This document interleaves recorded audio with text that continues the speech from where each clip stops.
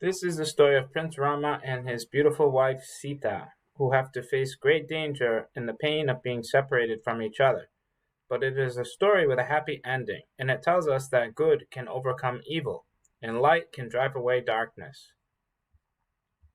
Prince Rama was the son of a great king, and, as is the way with the sons of kings, he was expected to become himself king one day.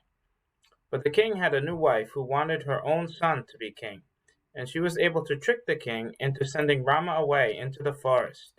Rama was disappointed, but he accepted his fate, and Sita went with him, and they lived a quiet life together deep in the forest. But this was not an ordinary peaceful forest. This forest was where the demons lived, and the most terrible of the demons was the demon king Ravana, who had 20 arms and 10 heads, and on each head 2 fiery eyes, and in each mouth a row of big yellow teeth as sharp as daggers.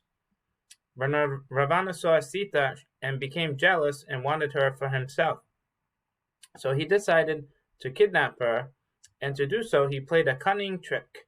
He put into the forest a beautiful deer.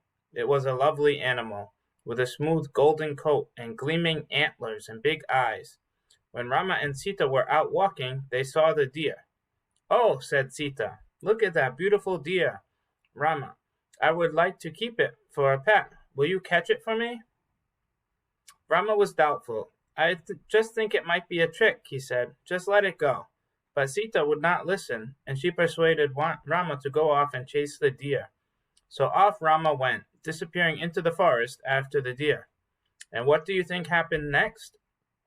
Yes, while Rama was out of sight, the terrible demon king Ravana came swooping down, driving a huge chariot pulled by monsters with wings, and snatched up Sita and flew off with her, up and away. Now Sita was terribly afraid, but she was not so afraid that she did not think of a way of helping herself. Sita was princess, and she wore a lot of jewelry, necklaces, and many bracelets, and brooches and anklets. So now, as Ravana flew above the forest with her, she began to remove her jewelry and drop it down to leave a trail that she hoped Rama might be able to follow. Meanwhile, Rama realized he had been tricked. The deer turned out to be a demon in disguise, and it ran off. Rama knew what must have happened, and he searched around until he found the trail of jewelry.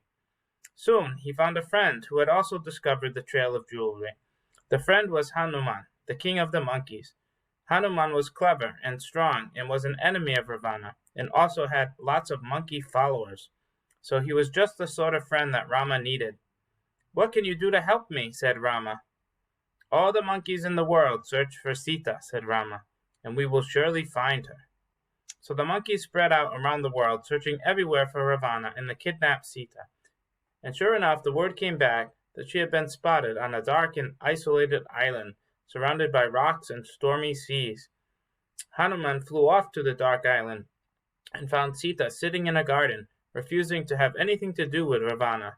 She gave Hanuman one of her remaining jewels, a precious pearl, to show Rama that Hanuman really had found her. "Will you bring Rama to rescue me?" she said.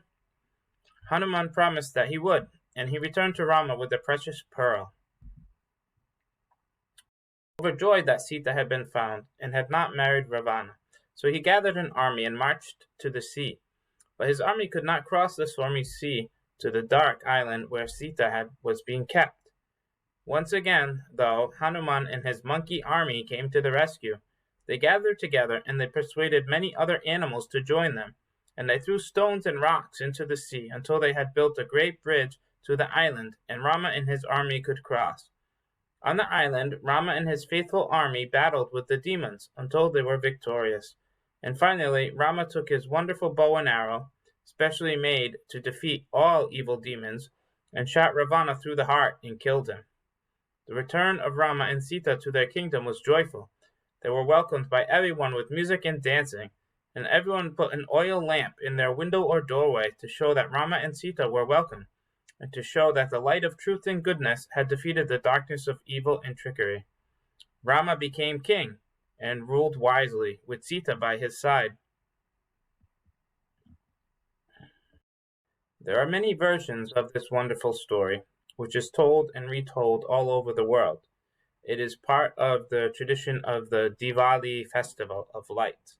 It is often acted out by adults and by children as a sign of their belief in goodness and the power of the truth. And all over the world, people put lamps in their windows and in their doorways and gardens, and light their streets and shops to show that good thoughts are always welcome, and that even a small light can drive away all darkness.